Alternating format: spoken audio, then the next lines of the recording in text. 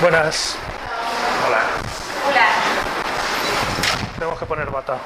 ¿Sí? O sea que si te quieres dejar la chaqueta, te coges una bata de ahí. Y ya está.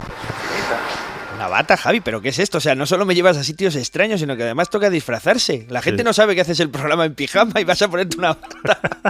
Bueno, pues hoy hay que ponerse bata, además hay que ponerse guantes, me pusieron patucos, los pies me llenaron de plástico por todos lados, porque hoy entramos en un laboratorio donde está todo esterilizado, está todo muy controlado. Incluido tú, con tus patucos, y este lugar está en Granada. Viajamos hasta las instalaciones científicas de Neuronbio, una extensa red de laboratorios farmacéuticos especializados en la búsqueda de nuevos fármacos contra el avance de enfermedades neurodegenerativas como el Alzheimer. Y nos acompaña Javier Burgos, doctor en biología molecular, que nos va a hacer de guía por las diferentes fases y etapas por las que pasa un medicamento. O sea que vamos a ver todos los pasos desde cero de cómo se descubre y se desarrolla un fármaco. ¿Y por dónde empezamos este proceso? Pues vamos a empezar delante de un armario. Ahora vas a salir del armario también. Sí, de un armario. Todo comienza delante de este gran armario. En este cuarto está la colección de microorganismos, bajo llave, por supuesto, que hay un ultracongelador dentro, y tenemos otro en otro edificio, por si hay una avería, no perder la colección, porque es una colección muy valiosa, ¿vale? Entonces, esos microorganismos se recogen, se hacen expediciones y se recogen de todos los sitios del mundo, ¿vale? Te traen aquí la muestra fresca y se aislan los microorganismos y se congelan. ¿Quién te trae esa...? Pues de todo tipo. ¿Cuál es el Tenemos... viaje de un microorganismo? Depende. Desde el Amazonas, por ejemplo, desde la Antártida tenéis raros. Desde que te vas aquí al jardín de aquí enfrente y coges una muestra de hierba y la traes aquí y ves qué microorganismo hay, hasta acuerdos con universidades.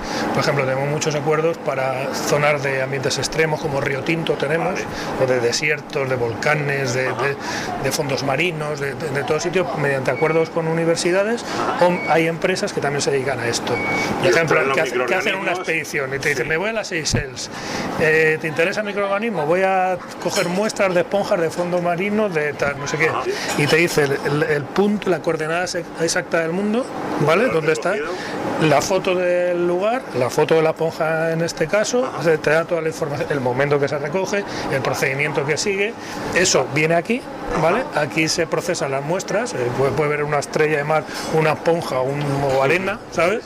Y de ahí lo que se hacen es cultivar, microfermentar. Se extraen los microorganismos y se ponen en diferentes medios de cultivo, ¿vale? Entonces tú tienes aquí 100 microorganismos de todo el mundo. 9.000. 9.000 y pico.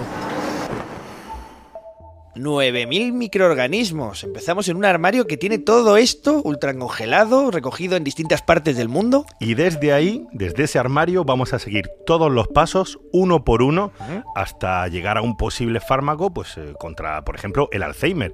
Yo creo que tiene una pinta estupenda el programa, ¿eh? Sí, no pinta mal. Yo soy Javier Peláez. Yo soy Antonio Martínez. Y esto es...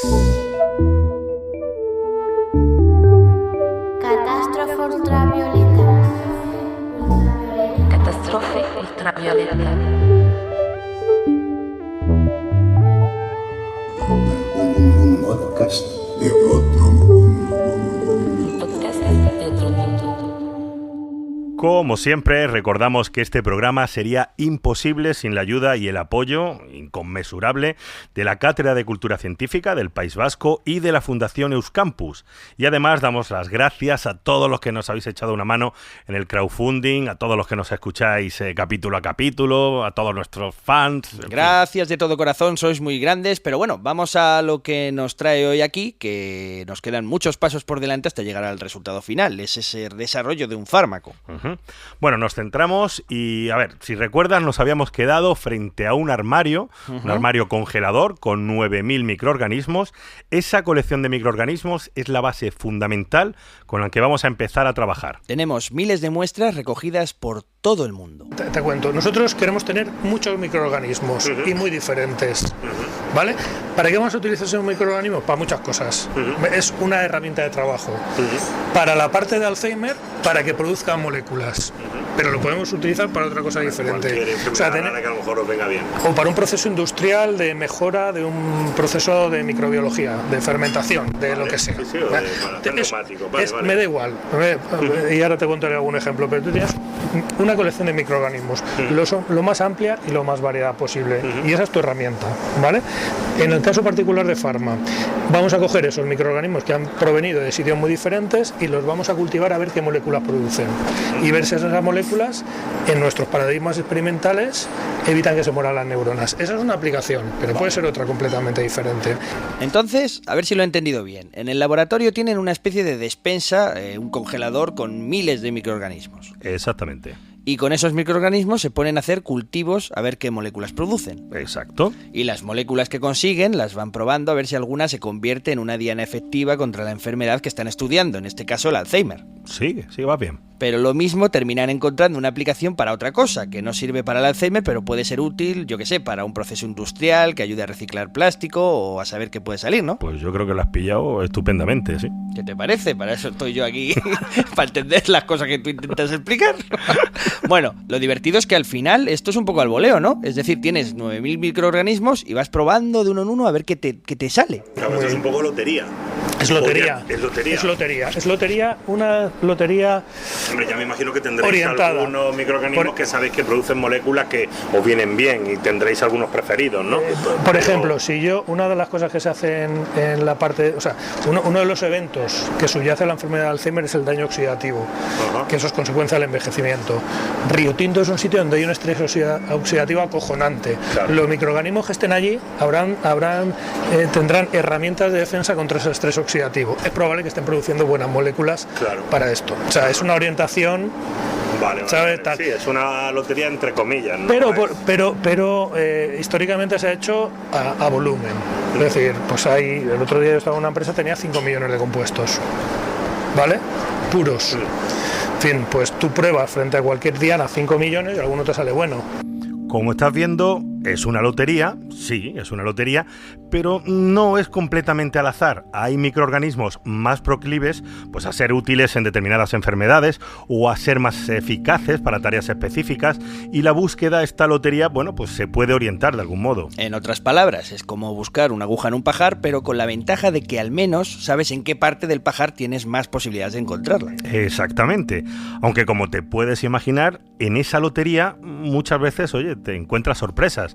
Te encuentras con moléculas que, bueno, no te sirven para lo que estás buscando, pero pueden ser útiles para otras cosas. Pero, por ejemplo, otra cosa que hemos hecho es, una de las primeras patentes de Neol era en la producción del biodiesel. Se produce un subproducto, un residuo, que es la glicerina cruda industrial, ¿vale? Esa glicerina, antes lo que se hacía era refinarla y obtener glicerina de grado farmacéutico para hacer supositorios, por ejemplo. Pero esto ya es un problema, porque es que el 10% de una planta de biodiesel es el residuo de glicerina. Entonces no saben qué hacer con él. Y lo queman y producen una serie de... ¿Qué hicimos nosotros? Cogimos los 9.000 microorganismos a ver cuál sobrevivía en glicerina cruda industrial sacada directamente de los tanques. Entonces haces un primer filtro. De los 9.000, no sé, me lo invento, sobreviven 1.000, ¿vale? Pero 300 crecen fenomenal. Y ahora de esos, ¿cuáles producen aceite? Vale, pues no sé cuántos producen aceite. Y ahora, ese aceite, de esos que producen aceite solo, ¿vale? Y además ves el microorganismo lleno con una gota de aceite dentro, de esos, ¿cuál de ellos tiene un aceite compatible con la producción de biodiesel? Porque tú sabes que el biodiesel proviene muchas veces, o sea, de plantas, de aceite de plantas, de jatoba, de girasol, de palma. Pues bueno, pues entonces un microorganismo que produzca un aceite compatible con la entrada del biodiesel. Por una parte eliminas el residuo, y por otra parte produces un aceite, efectivamente. Así podemos explicar cómo algunos laboratorios que en principio estaban buscando una cosa, pues terminan descubriendo algo completamente diferente. La famosa serendipia, historias de descubrimientos que se han producido, pues eso, de forma fortuita, por casualidad, y hay un montón de ejemplos, como por ejemplo, 1, 2, 3, responda otra vez. La Viagra. El velcro. Los POSIT. El descubrimiento de la estructura del benceno. La penicilina. No, hombre, no, te has equivocado. La penicilina no es como se cuenta exactamente, lo de Fleming y todo esto. No es tanto casualidad. Vale, vamos a dejar eso para otro programa. Vamos a centrarnos, no nos desviemos del tema y vamos a ver cuál es el siguiente paso en nuestra investigación. Nos vamos a mover un poco, cambiamos de sala y después de conocer la colección de microorganismos, bueno, venga, vamos a ponernos a la obra. Entonces aquí, una de las primeras cosas que hacemos porque esto hay que hacerlo a gran volumen. Esto es un robot.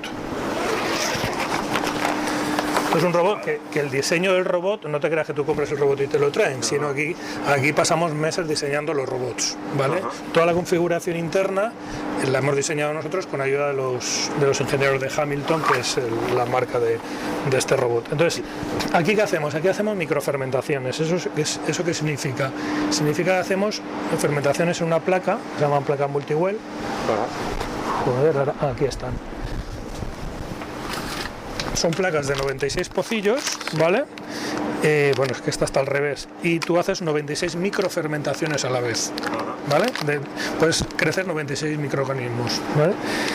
Esta es la primera fermentación que se hace. Aquí no hay ningún control, ni de temperatura, agitación, oxígeno, aquí no hay nada. Simplemente ¿Esto qué es lo que hace? Esto Fermenta, pero es como no. Esto tiene, vamos a ver, esto es lo que se llama un robot liquid handling, es un manipulador de líquidos, ¿vale?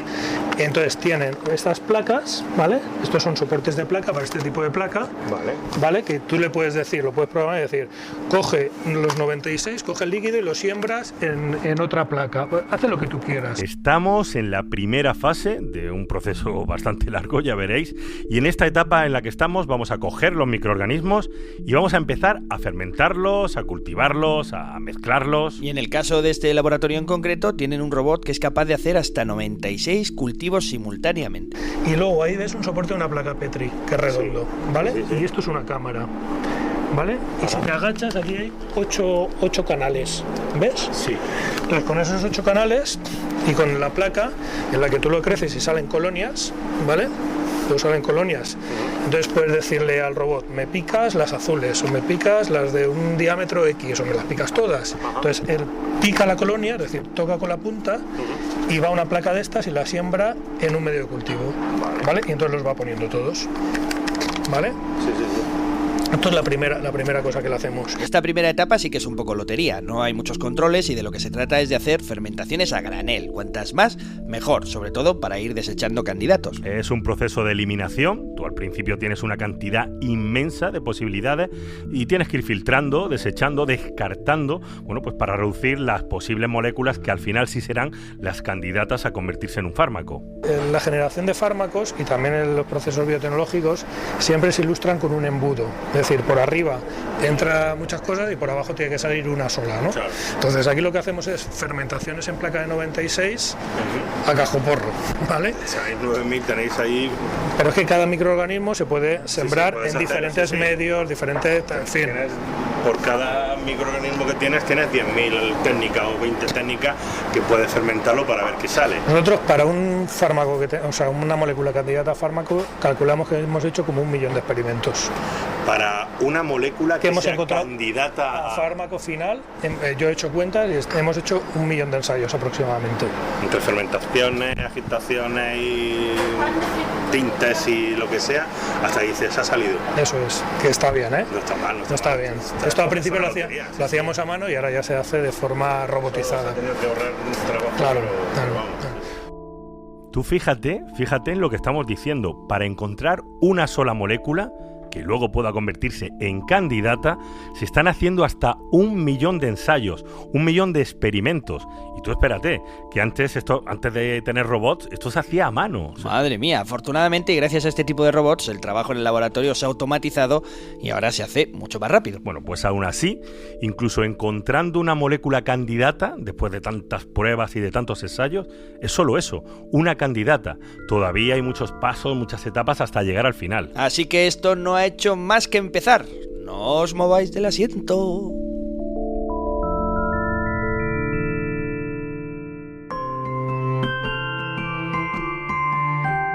Esto es Extracción Crowda.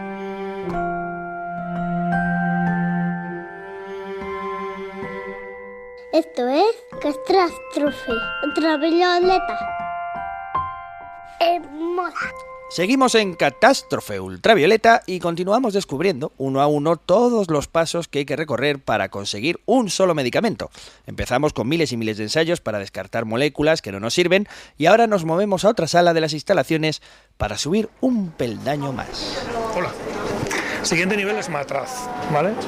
El matraz ya es más manual, ¿no? Entonces aquí pues hay desde matraces muy pequeñitos hasta hay mucho más pequeños gestos, hasta matraces más grandes. Tú vas escalando, ¿no? Aquí ya estás controlando temperatura y agitación, nada más. De no controlar nada, los tintes aquí, los que están seleccionados de allí, ¿vale? Y además normalmente aquí ya vienen los candidatos, claro, y se van seleccionando y van creciendo en volumen, ¿vale? Eso está en un nivel más avanzado, pues siempre te van cayendo, cada proceso que tú vas creando te van cayendo candidatos, ¿vale? Vas creciendo y aquí ya vas controlando, ya te digo, temperatura y agitación, nada más, y vas seleccionando, ¿vale? Como veis, en este proceso se nos van cayendo continuamente los candidatos, cada vez empezamos a incluir más controles, más filtros y cada vez nos quedan menos candidatos. Esto es como una entrevista de trabajo o como el casting de Operación Triunfo. Nos vamos quedando con menos gente cada vez, pero eso sí, los que quedan cada vez ocupan más volumen. Sí, porque conforme continúan los descartes y las cribas en estos candidatos, el volumen de los cultivos va aumentando. De unos pocos centímetros cúbicos vamos pasando a depósitos mayores de 2 litros, luego de 10 litros, hasta incluso desplazarnos a una nave industrial que tienen fuera de las instalaciones, donde se guarda un tanque de 450 litros. Este es el siguiente paso. Estos de aquí, estos fermentadores de aquí, ¿vale? Esto ya controlan un montón de cosas, ¿vale? Aquí pues tenemos 5 o 6, no lo sé, fermentadores de estos de 7 litros, ¿vale? Y aquí está controlando un montón de cosas. Está controlando el pH, la temperatura, el dióxido, en fin, la agitación de la pala, la entrada y salida, ¿sabes? Es decir, absolutamente todo lo que ves, todos los cablecitos son sondas que están monitorizando este cultivo ahora mismo, ¿vale? Y bueno, y de aquí ya saltamos a aquel que ese ya es preindustrial, que esos son 30 litros, 22 útiles, que aquí ya ves hierros. Cuando ves hierros, los ingenieros, nosotros aquí también tenemos ingenieros químicos, se lo van creyendo, ¿vale? Es decir, de la microfermentación a saltar a planta, pues hay un mundo que tienes que desarrollar. Conforme vas creciendo en volumen, se van ajustando los parámetros. Luego tenemos otro, que no está aquí, está en una planta que tenemos, de 450 litros. ¿Vale? O sea, una cosa, sí. Si, ya que veo que es un proceso gigantesco de desechar cultivo, cuanto más instrumental tengáis para desechar, más rápido, igual que os quita tal, más rápido podríais empezar a encontrar moléculas. Es decir, vuestro crecimiento depende mucho también de la capacidad vuestra de desechar cosas que no sirven. Claro, de tener buenas trampas. Eso es muy importante, claro. Y aquí está la clave de todo este proceso inicial, tener buenos filtros que permitan desechar las moléculas que no nos sirven. Recordad que hemos empezado con miles de organismos que se pueden cultivar de un montón de maneras diferentes, tenemos millones y millones de posibilidades, pero la molécula que buscamos puede estar aquí, en un microorganismo de Río Tinto o de la Antártida, puede estar en cualquier parte, hay que desechar miles y miles de candidatos que no son útiles para lo que buscamos. Y cuando dices que lo que buscamos puede estar en cualquier lado, pues tienes más razón de la que crees, porque a veces... No, yo tengo siempre mucha razón, creo que tengo mucha razón. Bueno, pues a veces puedes encontrar ese candidato perfecto en los lugares más insospechados. Lugares extraños como, por ejemplo, el cuerpo de un dromedario de Almería.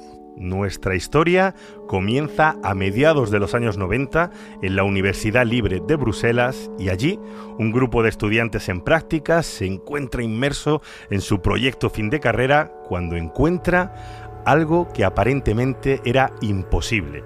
Estaban trabajando con suero de dromedario para estudiar su sistema inmune cuando se encuentran con un tipo de anticuerpos que nadie había visto nunca. Para explicarlo de manera sencilla, diremos que los anticuerpos con los que nuestro cuerpo combate diariamente a las bacterias, virus o parásitos tienen una característica forma de Y compuesta de 4 cadenas, 2 pesadas y 2 ligeras, pero que el suero extraído de los dromedarios, además de los anticuerpos convencionales, también presentaba otro tipo de anticuerpos, mucho más sencillos, compuestos solamente por un par de cadenas pesadas. Como os podéis imaginar, lo primero que pensaron es que se trataba de un error. Al fin y al cabo, como eran estudiantes en práctica, pues se habían equivocado. Pensaron que era un error de estudiantes, pero lo bueno de la ciencia es que no descarta nada por extraño que parezca.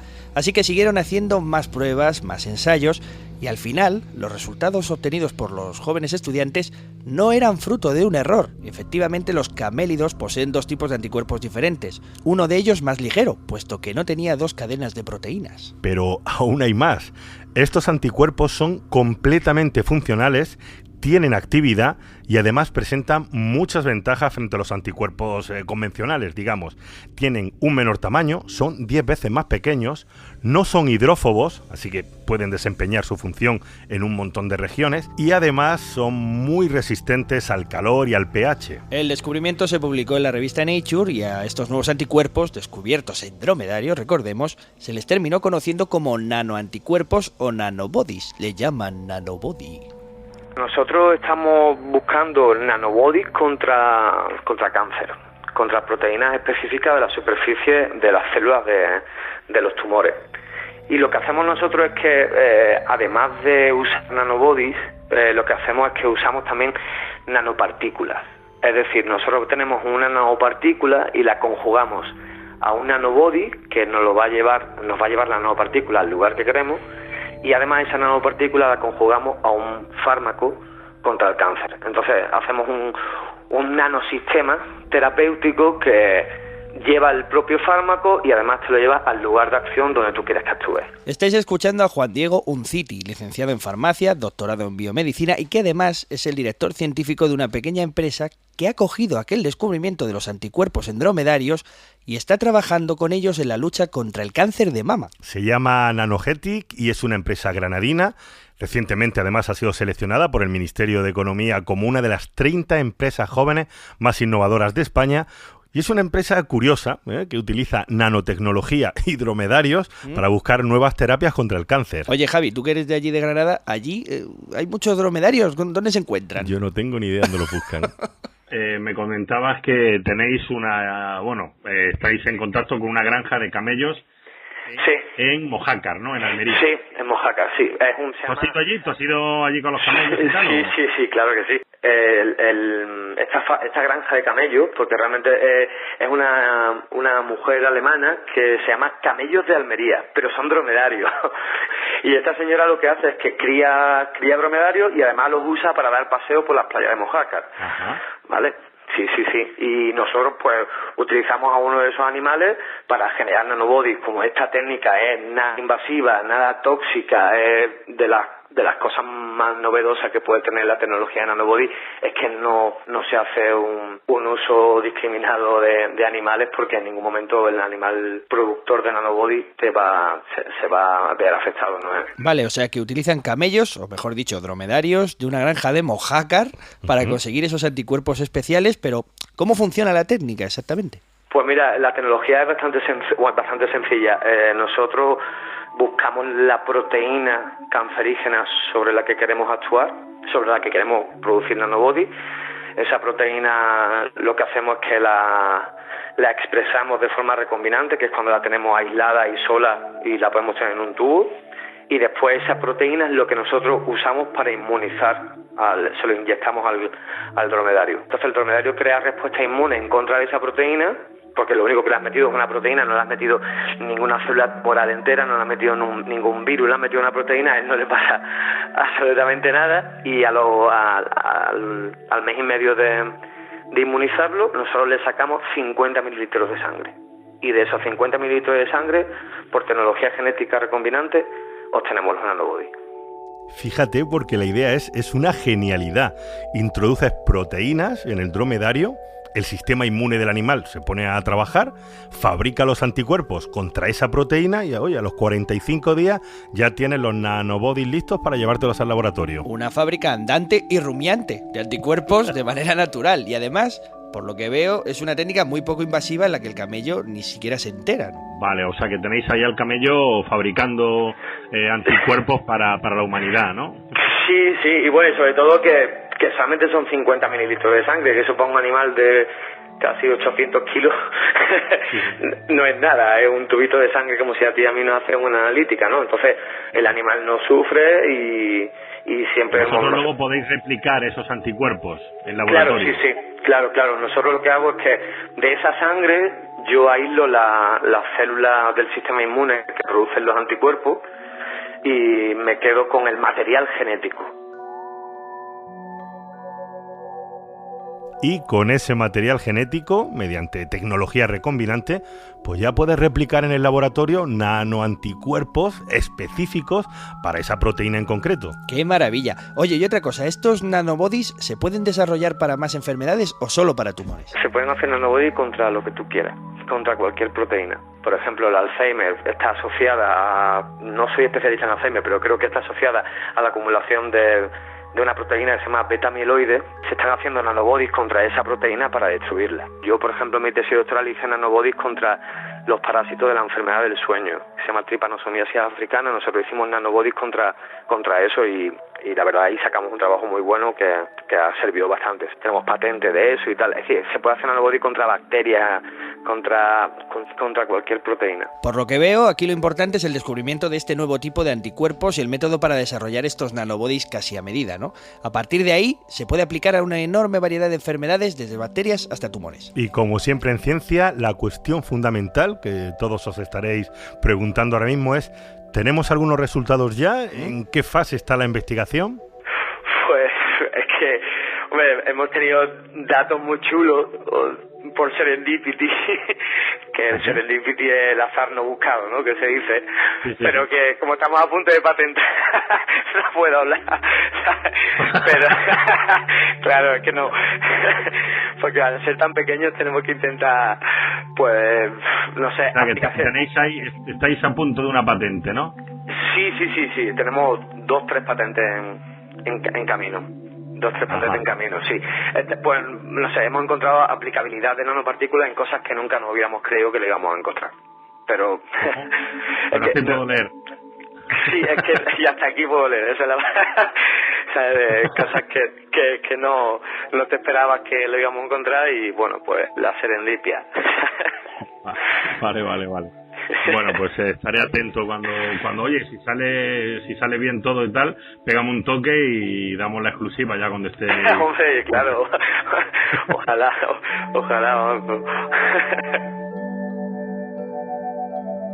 Close your eyes. You're floating along the shore of the cosmic ocean.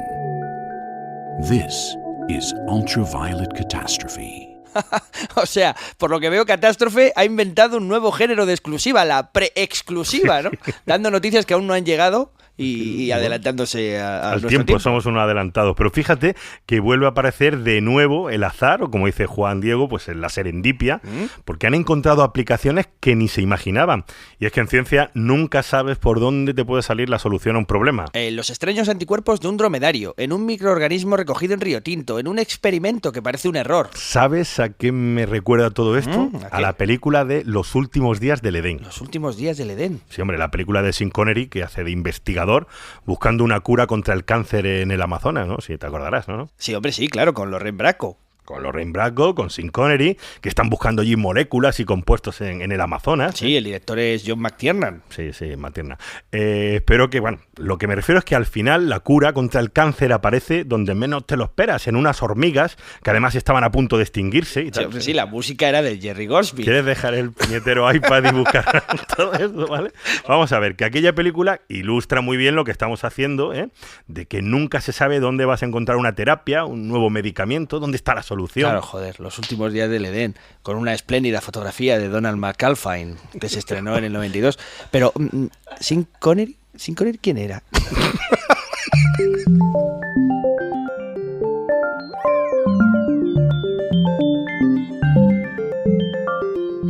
Estás escuchando Catástrofe Ultravioleta. Continuamos en Catástrofe Ultravioleta. Y seguimos conociendo los entresijos de la investigación farmacéutica. Volvemos a los laboratorios con Javier Burgos. Y vamos a retomar esta guía turística que estamos haciendo con las etapas que pasan pues hasta llegar a un fármaco. Muy bien, ¿y ahora dónde vamos? Vamos a entrar en otro laboratorio de las docenas que tienen allí, no te lo puedes ni imaginar, y descubrimos otra vez que la solución se puede encontrar en donde menos te lo esperas. Y aquí están los equipos de... esto es química. Un laboratorio de química lo que hace es analizar lo que tú quieras, ¿vale? Por ejemplo, nosotros tuvimos un proyecto que buscamos compuestos de utilidad vía terapéutica en desechos de plantas tropicales, que aquí en la costa tropical, pues mango, aguacate, chirimoya, cosas de estas, buscar en los residuos, en las cáscaras, en las semillas, tal, ver si tenían alguna utilidad, y tenemos algunos compuestos que son extractos naturales que tienen utilidad, por ejemplo, frente a estrés oxidativo.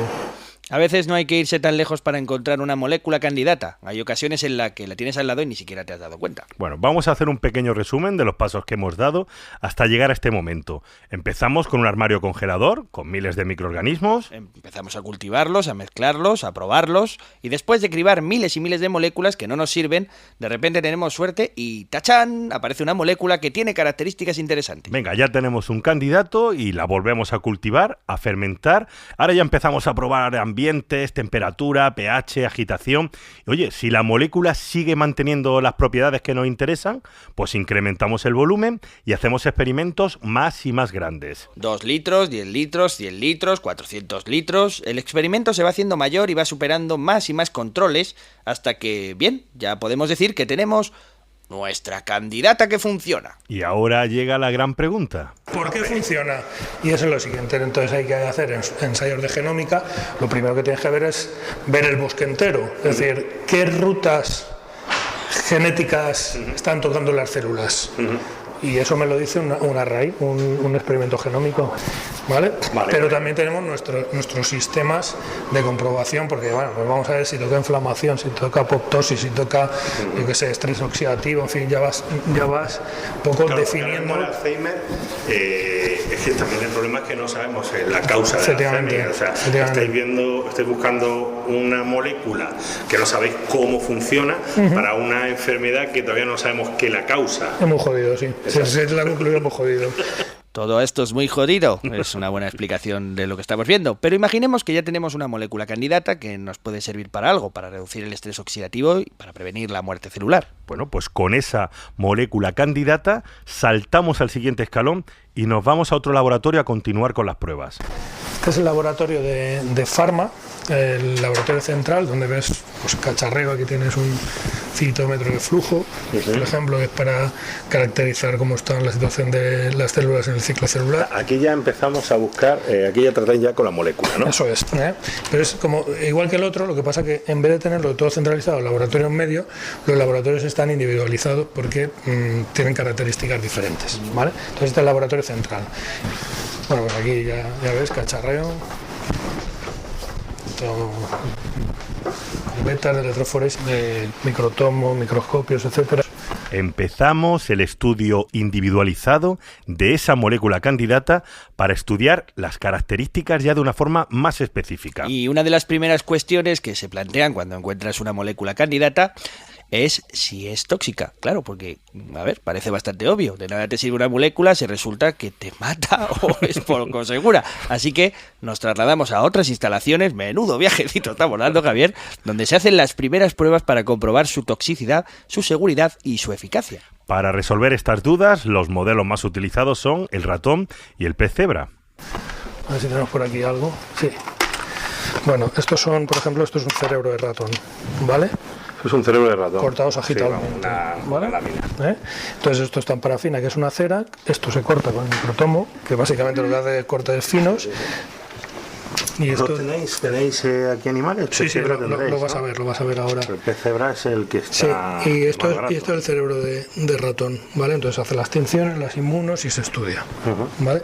Lo bueno del pez cebra es que tienes el animal entero, claro, ¿vale? Mientras que aquí tienes que seleccionar el órgano que te interesa, ¿vale? Y luego además el pez cebra en embrión es lo vas a ver ahora. Transparente, ¿no? Claro, eso es una de las ventajas que tenemos. Soraya, vamos a bajar a peces. ¿Está abierto allí? Vale. Pero antes de que Javier baje a las instalaciones del animalario, vamos a ver por qué los peces cebra son tan interesantes en biomedicina. Bueno, son el modelo animal que está revolucionando los laboratorios porque ofrecen unas características, yo creo que flipantes.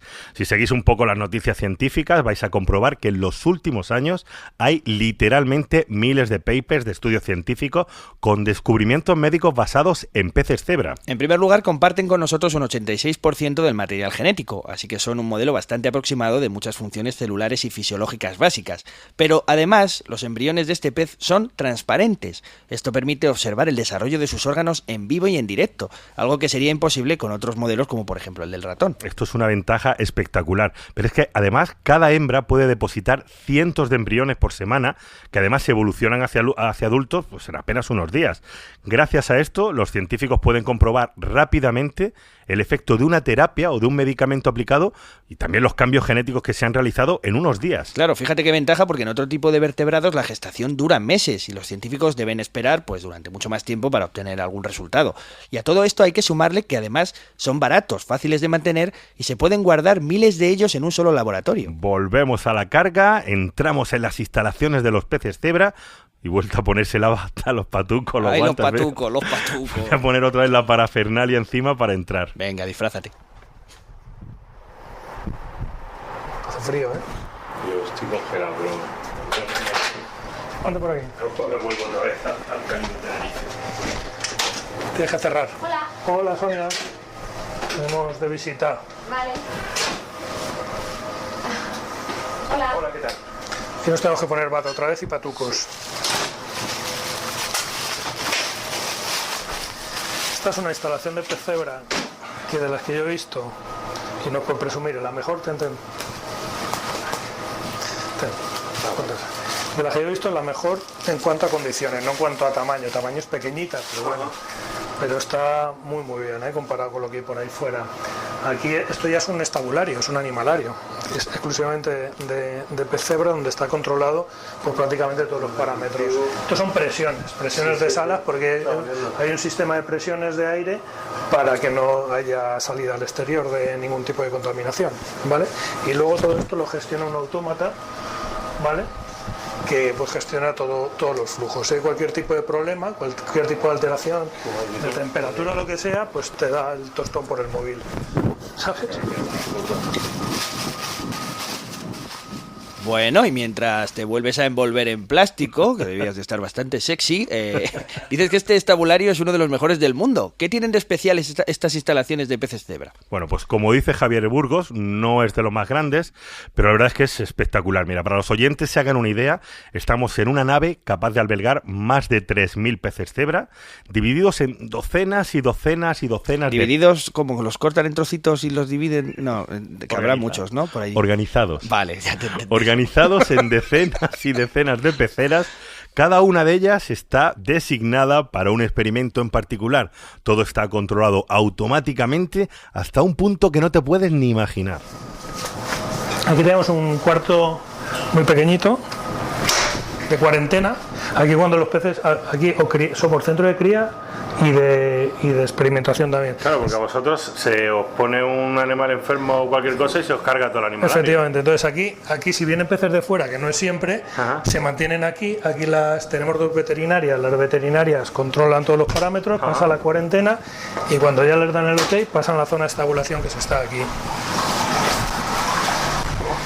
Los peces entran por aquí porque una de las normas de los animalarios es que los peces, el material, o sea, los animales, el material y las personas tienen que tener flujos diferentes. No puede haber cruce. Claro. Tú no puedes entrar un pez por la puerta. ¿Ah, no? No. Tienen que entrar por sitios diferentes. Esto es un SAS de tal forma que está esterilizado, ¿vale? Entonces, por ahí es un semáforo. Yo ahora puedo abrir aquí. Si yo abro esta puerta aquí, por ahí está rojo y no se puede abrir. O sea, tú metes aquí los peces para sacarlos, los sacas. Cierras por allí, lo metes y lo sacas por aquí. Qué chulada. ¿Vale? Estos son los peces, no sé si los habías visto. He visto algún pez, pero no he visto un animalario. Es un animalero pequeñito, pero bueno, lo bueno de esta historia es que aquí puedes tener 2.000-3.000 peces sin ningún tipo de... pues unos 3.000 peces aquí, a pleno rendimiento. Claro, ¿sabes? Entonces, estos son unos módulos, ¿vale? Por ejemplo, aquí hay centinelas, ¿vale? Para ver si pasa algo, son estos, tienes una cubeta para vigilar si le pasa algo al pez, ¿vale? Porque estos son sistemas integrados, es decir, aquí el agua se comparte, ¿vale? Pero tenemos 4, es decir, si por ejemplo aquí tuvieras un problema, este lo aíslas y trabajas con otros, ¿vale? Aquí abajo tiene un filtro de bacterias, ¿vale? Para controlar el ratio de nitritos-nitratos, Esto es una luz ultravioleta para esterilizar, el agua pasa por dentro y se esteriliza. Fíjate si lo tienen controlado todo al centímetro, que las instalaciones donde están los peces no se enciende la luz y se apaga así como así a lo loco, no.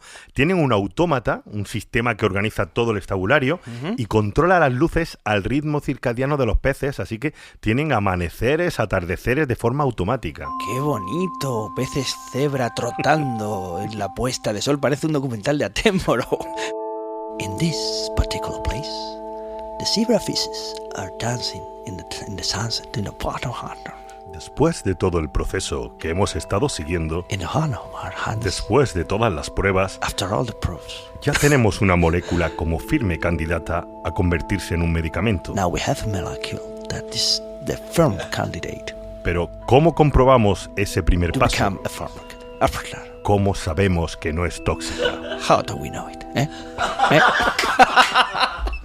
Pero bueno, volvamos a lo que íbamos. Después de todo el proceso que hemos estado siguiendo, después de todas estas pruebas, digamos que ya tenemos una molécula como firme candidata a convertirse en un medicamento. Y ahora, ¿cómo comprobamos el primer paso? Es decir, ¿cómo sabemos que no nos va a matar, que no es tóxica? Bueno, pues actualmente existen muchos controles, muchas maneras de ver si esa molécula candidata puede resultar tóxica, pero antes hemos pasado por el laboratorio donde estudian citología y existen otras maneras.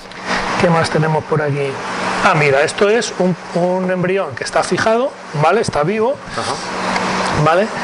Esto es el oído, lo que sería el oído de los peces. Estos son los otolitos, es unas estructuras que tienen en el oído y, por ejemplo, pues nosotros hemos hecho estudios de ototoxicidad. Hay una serie de antibióticos que producían sordera en niños, ¿vale?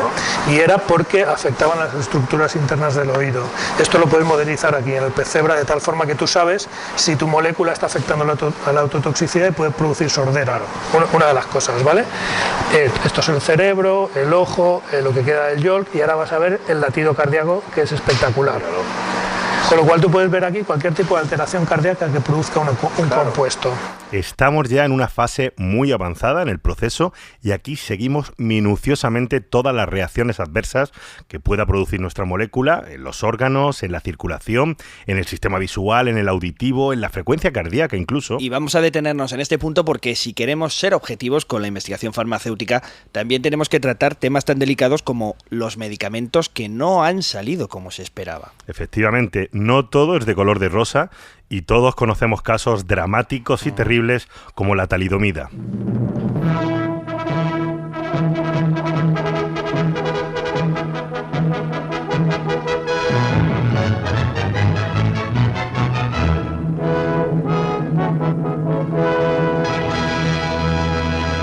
Vamos a ver, Javi, ¿me estás poniendo la música del nodo? Sí, es la música del nodo. ¿Qué pasa? ¿No está bien? No pasa nada. Eso es lo que no sé. No me esperaba escuchar el nodo en Catástrofe Ultravioleta. Pues tienen muy mala memoria, porque si recuerdas, ya utilizamos el nodo en el capítulo de interferencias con el lanzamiento del Sputnik. ¿Mala memoria? ¿Tú quién eres?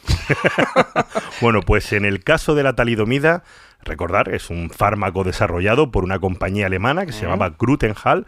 Bueno, pues este fármaco fue comercializado por todo el mundo entre los años 1957 y 1963. Y se vendía como calmante de las náuseas durante los 3 primeros meses de embarazo. Sin embargo, en España, durante la mayor parte de esos años, nadie escuchó nada de los problemas que estaba causando. Yo he estado buceando entre los archivos sonoros del nodo y esta noticia, la que vamos a poner, a finales de 1962, fue la primera vez que los españoles escuchamos hablar de la talidomida. El drama fue provocado por la talidomida, expedida en Bélgica con el nombre de Softenón, un calmante para las mujeres en gestación que ha dejado tras de sí el rastro de más de 7.000 niños nacidos con graves deformaciones.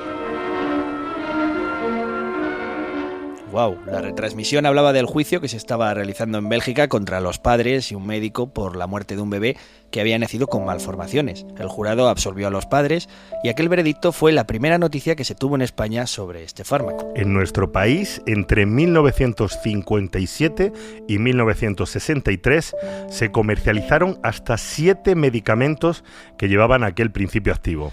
Además, aquí tuvimos un agravante que corresponde con la incompetencia de las autoridades del gobierno de aquellos años. Se tardó demasiado en prohibirlo y retirarlo del mercado. España fue de los últimos países en retirar los fármacos con talidomida. De hecho, se prohibió en 1963, 2 años más tarde que en la mayoría de países del mundo. La responsabilidad de aquel gobierno franquista va más allá porque no solo tardaron en reaccionar, sino que subestimaron e incluso ocultaron todo este problema.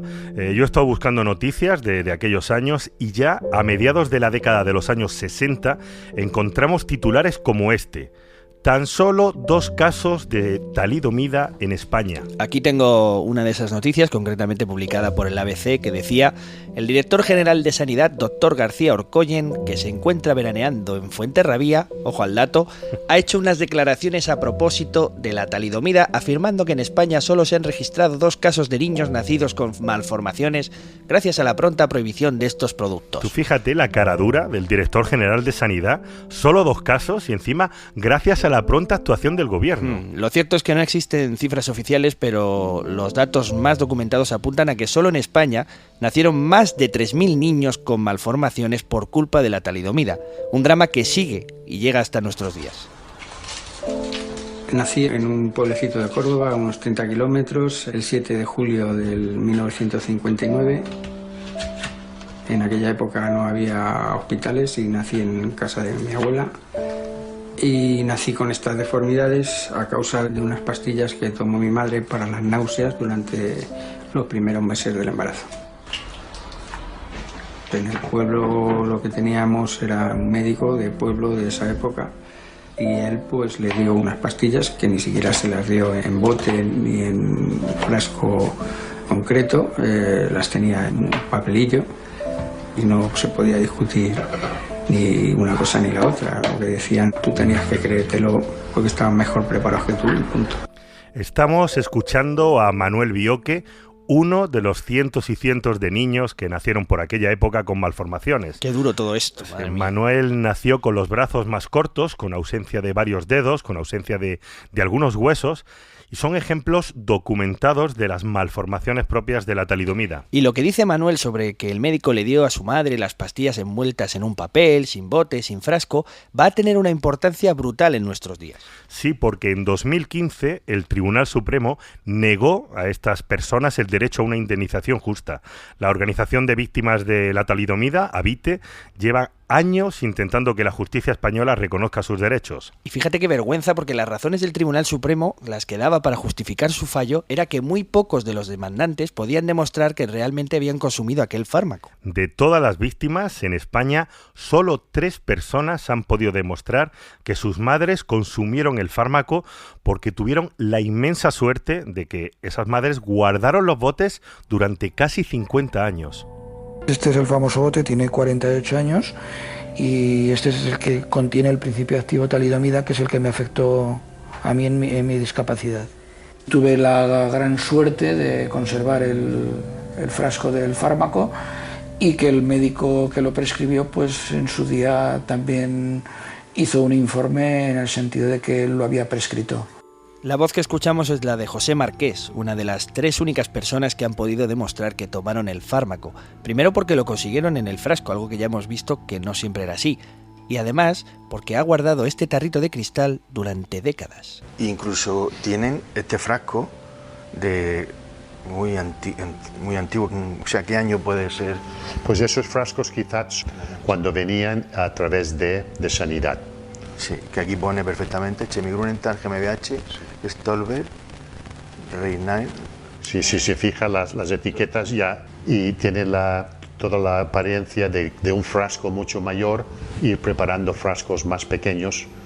Salía de la farmacia así. Sí, además pone Dr. Tenencio Fontille Spanien en alemán. Sí. O sea que venía tal cual de Alemania, sí, ¿no?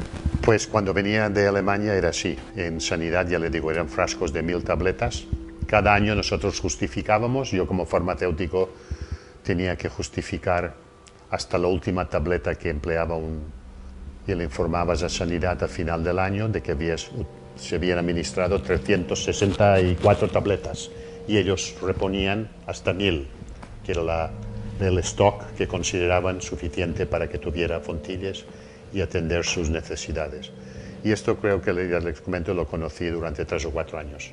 No, pero es curioso, ¿no? Entonces tendría que dar alguna explicación, sobre todo con qué controles, quién supervisaba esto en el Ministerio de Sanidad. Eso es lo que alguien, sobre todo Grunenthal, tendría que dar una explicación, ¿no? Sí, porque sus efectos ya estaban demostrados fue la década de los 50, finales de los 50, principios de los 60, y había causado. Y ya estaba retirado en el mundo entero. En noviembre del 61 se retira a nivel mundial, pues menos en España, claro. En esta grabación, muy reveladora por cierto, está hablando José Riquelme, presidente de la Fundación Habite, de víctimas de la talidomida, con el farmacéutico Pedro Torres, que aún recuerda cómo funcionaba la distribución de este fármaco pues, en España durante aquellos años. Una conversación reveladora y terrible, porque lo que estáis oyendo es que aquellas pastillas llegaban a España desde Alemania en grandes lotes de 1000 tabletas que se distribuían entre los hospitales y farmacias en un solo frasco, un tarro de cristal enorme, desde el que se daba a los pacientes para tratar sus mareos durante el embarazo. Esto explica lo que comentaba Manuel Bioque, que a su madre el médico del pueblo pues le daba estas pastillas en un papel, sin ningún documento, sin ninguna etiqueta, sin frascos. El médico o el farmacéutico de principios de los años 60 te recetaba la talidomida y te daba las pastillas casi en la mano. Toma, claro, ya tienes. Claro, y ahora la justicia española le pide a los afectados que demuestren que tomaron ese medicamento hace 50 años. Unas pastillas que se administraban sueltas, que las distribuía el Ministerio de Sanidad sin ningún control, porque recordemos que se habían prohibido en 1961 y que en España se siguieron recetando hasta bien entrado 1963. Todo este asunto es rocambolesco porque, para empeorar aún más las cosas, la responsabilidad de la farmacéutica alemana Grunenthal pues ya ha prescrito. Ha pasado tanto tiempo que se han cumplido los plazos de prescripción y ahora solo queda intentar acudir a la responsabilidad subsidiaria del Estado. En 2015 el Tribunal Supremo negó a estos pacientes el derecho de indemnización y ahora hace tan solo unos meses el Tribunal Constitucional tampoco les ha amparado en sus demandas. A nosotros nos parece muy triste todo lo que está ocurriendo y consideramos que se está cometiendo una injusticia imperdonable con estas personas. Es algo que tenemos que decir. Bueno, la investigación médica y la búsqueda de terapias y de medicamentos efectivos es una actividad humana y como toda actividad humana pues no es perfecta, ni mucho menos. En ingeniería se caen edificios, en aeronáutica se estrellan aviones, en alimentación ocurren intoxicaciones, pero bueno. Lo importante es aprender de los errores y realizar controles de seguridad cada vez más exhaustivos que permitan, dentro de lo posible, que estos riesgos se minimicen.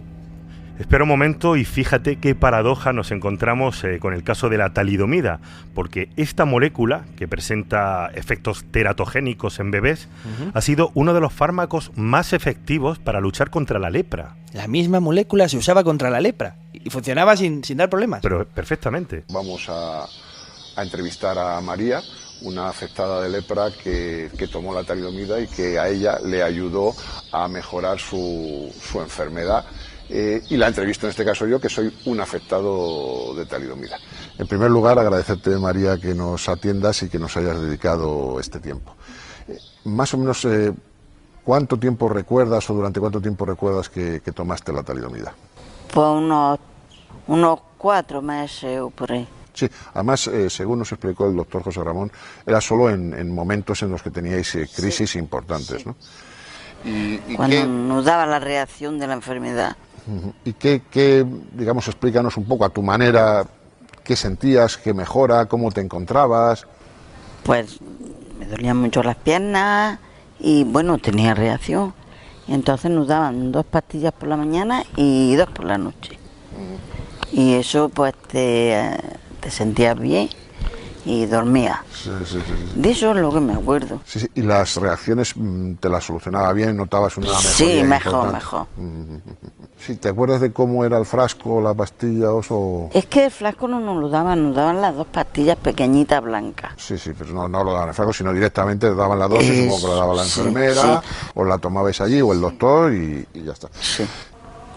Y bien. Sí, o sea, tú hoy en día estás completamente curada de la enfermedad. Sí. Entras y sales, haces una vida normal. Normal. Sí, me ha dicho, de hecho, que nos has guardado el día, que eso te agradezco, porque te ibas a ir con la familia y lo has retrasado esta tarde para atendernos, ¿no? Sí. ¿Tú conocías un poco los efectos de la talidomida en los bebés? ¿Habías oído hablar de ese tema? No, nunca. Yo, nunca. ¿Nunca? No sabía ni lo que significaba eso. Hace unas semanas nos pusimos en contacto con la propia asociación Habite de afectados por la talidomida en España y nos ha permitido utilizar aquí para Catástrofe Ultravioleta este audio que es realmente increíble.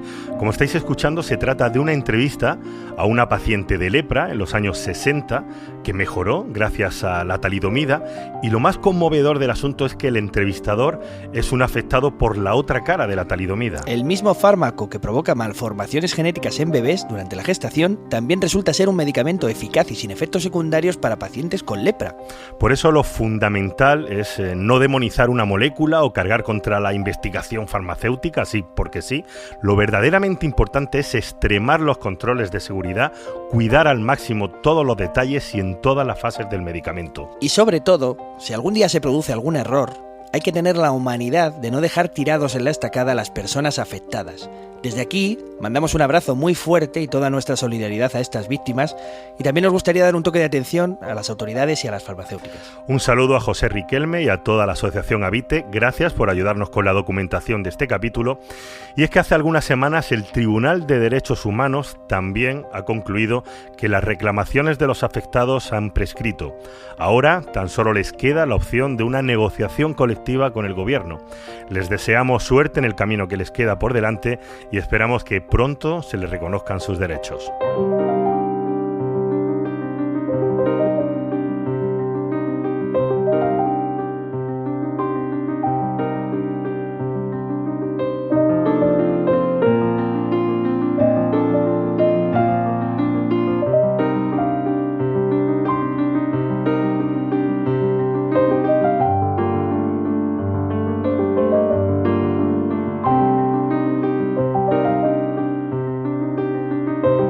Estás escuchando Catástrofe Ultravioleta, un podcast de otro mundo. Continuamos en Catástrofe Ultravioleta. Y vamos a intentar recuperar el aliento. Sí, vamos a continuar con nuestro capítulo sobre investigación biomédica y, por supuesto, vamos a seguir a la búsqueda de nuestra molécula con Javier Burgos. Y, oye, después de estudiar esta toxicidad de la molécula candidata, oye, vamos a ver si funciona, ¿no? ¿Qué narices? Eso es. Una vez que se descartan los efectos adversos serios en la molécula, empiezan los primeros estudios en animales. Para eso volvemos a visitar otro laboratorio, otra sala en estas instalaciones, y en esta ocasión esta sala está dedicada pues precisamente a esto, a realizar los primeros análisis de la eficacia de nuestra molécula. Y ahora te imaginas que después de todo esto, de este viaje de sala en sala, de prueba en prueba, después de toda esta inversión, de todos estos pasos, ¿te imaginas que nuestra molécula no sirve? Que si me lo imagino. Bueno, pues pasa un montón de veces. ¿Y sabes lo que hay que hacer? Otra vez al principio. Y este es un laboratorio de punto final se llama. Es decir, los animales, mira, Javier, por aquí salen los peces o los embriones que se vayan a utilizar para experimentación. Ajá. La experimentación es aquí y ahí es la cría. Claro. ¿Vale? Esto es el animalario y aquí tenéis. Eso es. Entonces estos son peces que están en algún proceso, ¿vale? Y por tanto están aquí. Ya te digo, esto es punto final.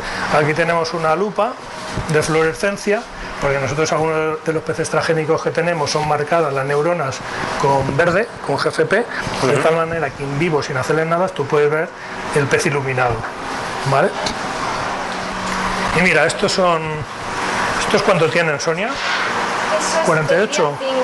No, más. Son del día 5 porque los embriones de hoy se han microinyectado. Vale. Y la larva, y ahí está el embrión todavía dentro del corio. El embrión está aquí dentro, llega un momento que eclosiona y sale la larva. La larva ya se mueve y hace sus historias, las puedes ver ahí. Bueno, como estáis comprobando, cada sala que recorremos, cada laboratorio que entramos, bueno, está destinado a un objetivo concreto. Sin contar todos los procesos anteriores que hemos visto para encontrar una molécula candidata. Es decir, una vez que ya tenemos esa molécula, vamos a hacer un recuento rápido. Veamos, tenemos varias salas dedicadas a la toxicología, ¿sí? El estabulario donde están los peces cebra, ¿sí? Tenemos laboratorios para citología, tenemos las salas de cría y ahora este otro laboratorio que se llama de punto final. Bueno, lo has resumido bastante bien porque yo estuve toda la mañana entrando y saliendo de docenas de laboratorios, ya perdí la cuenta. ¿Disfrazado? Sí, poniéndome 6 veces una bata. Pero en este laboratorio de punto final, es donde vamos a comprobar si nuestra molécula tiene efectos beneficiosos para la enfermedad que queremos tratar. Y si os estáis preguntando cómo podemos medir sus efectos en esos peces, pues hay distintas, infinitas posibilidades, dependiendo de la enfermedad, de los modelos que tengas. Incluso de la creatividad que los científicos tengan a la hora de desarrollar pruebas. Pues tú escucha lo que se les ocurrió a un grupo de laboratorios para comprobar indicios de Parkinson en la manera en la que las larvas de peces mueven la cola. Qué bueno. Mira. No, se ven a simple vista. Claro. Mira, este sería un embrión a 24 horas, ¿vale? Que ves, esto se llama el yolk, es la yema, es como un huevo, y ya se está formando el ojo, el cerebro, la médula. Claro, tú en 3 días tienes ya un individuo en formato larva, pero que puedes estudiar, es una base enorme. Claro. Con respecto a otro mamífero. Incluso tiene movimiento, hay gente que hace, yo estuve en un congreso que estudiaban para parkinsonismo, ellos hacen un movimiento de zigzag, de escapada, entonces lo que hacían es, lo toca con una lanceta aquí detrás y tiene un movimiento de escape. Entonces, medían el ángulo que forma la cola, ¿vale?, a cámara lenta, y el ángulo era uno de los parámetros de parkinsonismo. O sea, acojonante. Sí. ¿Vale? Pero es que incluso cuando estamos en esta fase de probar la efectividad de la molécula, siguen haciendo pruebas de control y siguen analizando la toxicidad de ese posible medicamento. Y claro, como os contábamos, la ventaja del pez cebra es que sus embriones son transparentes, de manera que puedes ver más fácilmente cualquier alteración física extraña o no deseada que se produzca como reacción a esa molécula. Con lo cual tú puedes ver aquí cualquier tipo de alteración cardíaca que produzca un compuesto, ¿vale? Simplemente contando. Pero es que si te fijas bien, ves el flujo sanguíneo. ¿Lo ves ahí? Sí. ¿Y por ahí arriba? La llegada a los laboratorios del pez cebra como modelo de investigación está ayudando a encontrar más fácilmente problemas toxicológicos que antes eran mucho más difíciles de descubrir. Se analizan un montón de parámetros, se estudian los efectos de esta candidata en seres vivos y, por supuesto, empiezan los primeros resultados de efectividad. Y la precisión con la que inyectan esa molécula en las larvas de los peces es, bueno, yo te digo, alucinante. Y esto es un microinyector. Con este microinyector que lleva una aguja, me decía Sonia que esta mañana está microinyectando, tú puedes meter a cualquier sustancia. ¿Con ese tamaño? Con este tamaño metes centolitros metes allí. Y además lo que haces es combinarlo con un colorante. Esta larva está viva, ¿no? Sí, claro. ¿Ves? No, hay varias. No, hay muchas. No es que se mueven, Mira, verdad. unas se mueven, otras no, en fin. Qué guay. ¿Vale? Bueno, te veo que estás disfrutando como un crío. A ti te llevan a cualquier laboratorio con maquinitas o robots, cachivaches y te vuelves loco, ¿no? Bueno, es que yo soy muy fácil de asombrar, yo me quedo alucinado con todas estas cosas. Pero si lo piensas es que es flipante. Yo estaba allí mirando por un microscopio unas larvas diminutas y Javier me saca un aparato mágico, un microinyector, capaz de meter una molécula donde quieras, en el hígado, en los riñones, una precisión microscópica alucinante. Y lo mejor, que no es mágico, es ciencia. Vete por aquí, que te voy a enseñar.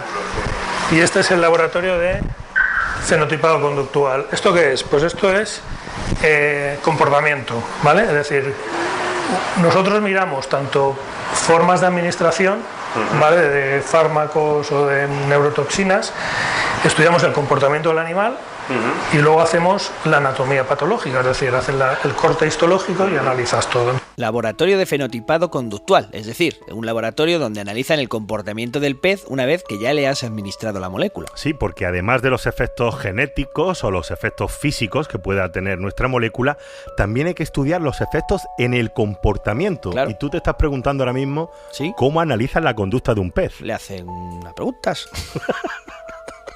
Otro modelo que tenemos es el OpenField.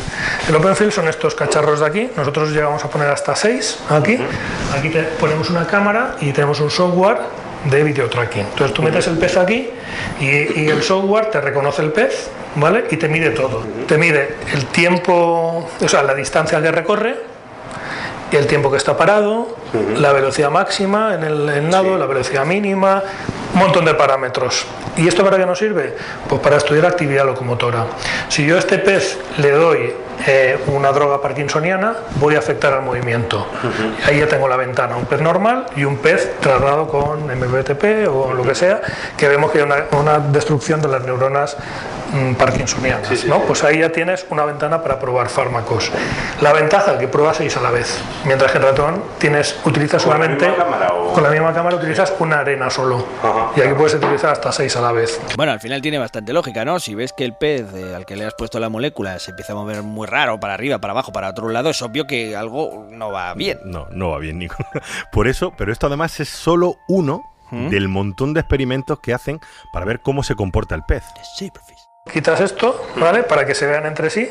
Aquí pones un banco de peces, aquí ninguno y aquí uno, ¿vale? En el software tú divides por la mitad y calculas el tiempo que está aquí y el tiempo que está aquí.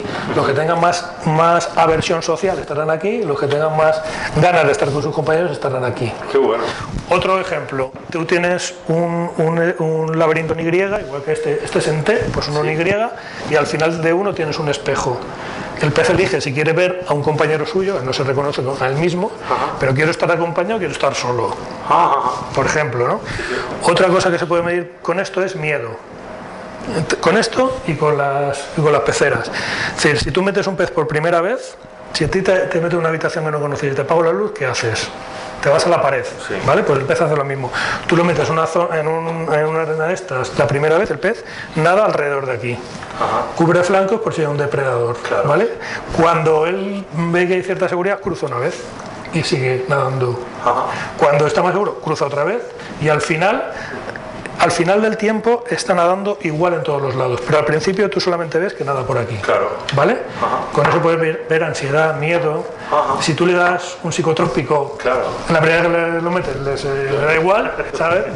En las peceras estas, por ejemplo, cuando tú metes un pez por primera vez, lo que hace es irse al fondo y nada por abajo. Cuando se siente un poco más seguro, sale arriba y vuelve a bajar. Claro, entonces, es lógico, ¿no? Que esté por abajo porque por aquí arriba no me van a comer. Miedo, ansiedad, comportamiento en grupo o incluso aversión social. También hay que estar seguros de que el fármaco que vamos a desarrollar no tiene efectos secundarios y si los tiene, bueno, pues saber cuáles son exactamente y si pueden ser peligrosos. Bueno, y a mí me tiene intrigado una parte interesante, que es que estamos buscando al final, recordad, una molécula que ayude contra el Alzheimer. ¿Cómo hacen para saber si funciona en un pez? ¿Cómo se comprueba la memoria de un pez cebra? Bueno, pues en primer lugar vamos a desmontar ya de una vez por todas la leyenda urbana de la memoria de los peces. Es totalmente falso. Pam, pam, pam. Servicio público catástrofe ultravioleta. Es mentira que los peces no tengan memoria. Es una tontería, es un mito totalmente erróneo. Los peces sí tienen memoria y muy buena en algunos casos. Hay muchísimos estudios que demuestran que tienen muy buena memoria, incluso hay artículos publicados donde demuestran que se acuerdan de hecho, de dónde había comida 12 días después. Esto es una de esas bolas de nieve que además ha ido creciendo pues con películas de dibujos animados. Como alguna de Disney que ya conocemos, Nemo, en fin.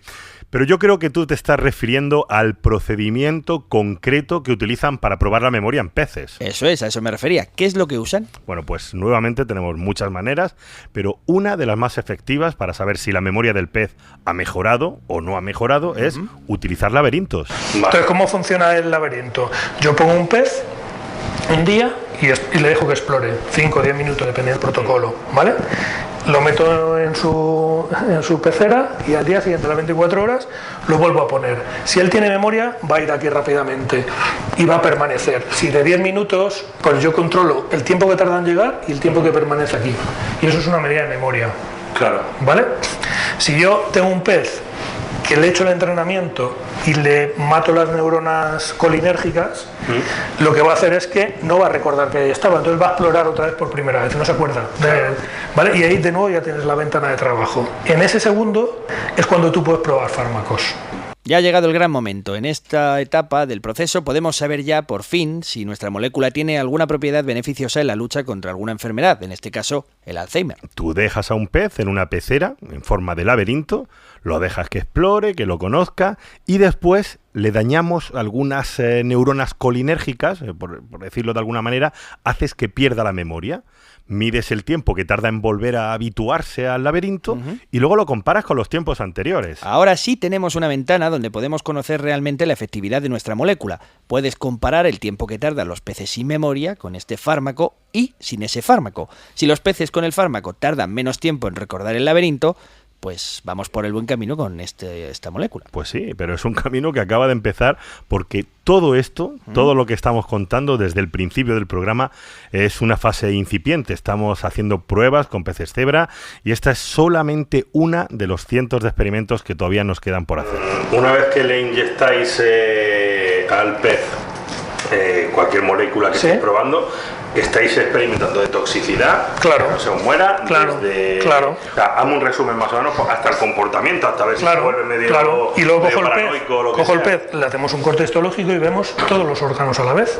Te dice, ostras, el páncreas, ojo, ¿no? O ostras, el estómago, parece que hay algo. Y si el histólogo dice, ojo con los ovarios, cuando yo voy a ratón, al histólogo le diré, mira los ovarios, que en el pez que saltó. El pez cebra es una primera. Claro, es una primera no salta no puede saltar el estudio en ratones. Ojo a esto, porque todavía no estamos ni en la fase de ratones. Todo lo que hemos estado viendo hasta ahora, ni siquiera hemos empezado con los estudios en la fase 1. Estamos en la investigación más básica, en la primera etapa de las 4 que tiene habitualmente el desarrollo de un medicamento. Después de esto seguirán más estudios, ahora ya en ratones, luego en modelos animales que se asemejan cada vez más a los humanos, hasta llegar a los primeros ensayos clínicos, primero con grupos pequeños y luego ya con grupos más amplios. A todo esto hay que añadir las patentes, ojo, los permisos correspondientes, la autorización de las autoridades responsables de medicamentos, la Unión Europea, la FDA en Estados Unidos, los ministerios, etc. Bueno, no vamos a contar el papeleo que lleva todo este asunto porque nos llevaría para varios programas y debe ser un verdadero dolor de cabeza, ¿no? En total,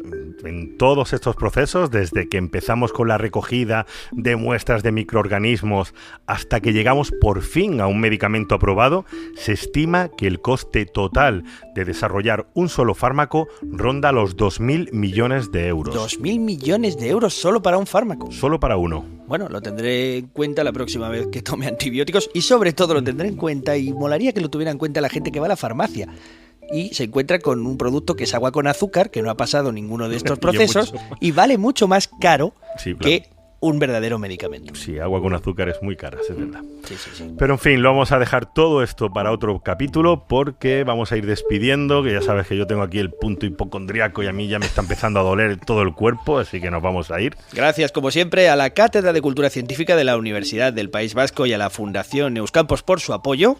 Gracias a vosotros por ayudarnos en el crowdfunding para poder continuar en esta segunda etapa de Catástrofe Ultravioleta. Y recordad que a los mandos de esta nave espacial cósmica e increíble está el gran Javier Álvarez. Una ¡Saludiños! que cura, es que esta música nos cura a todos. Sí. ¡Aloha, chavalada! Bueno, yo soy Javier Peláez. Yo soy Antonio Martínez Ron. Y nos vemos en el próximo capítulo. ¡Hasta la vista!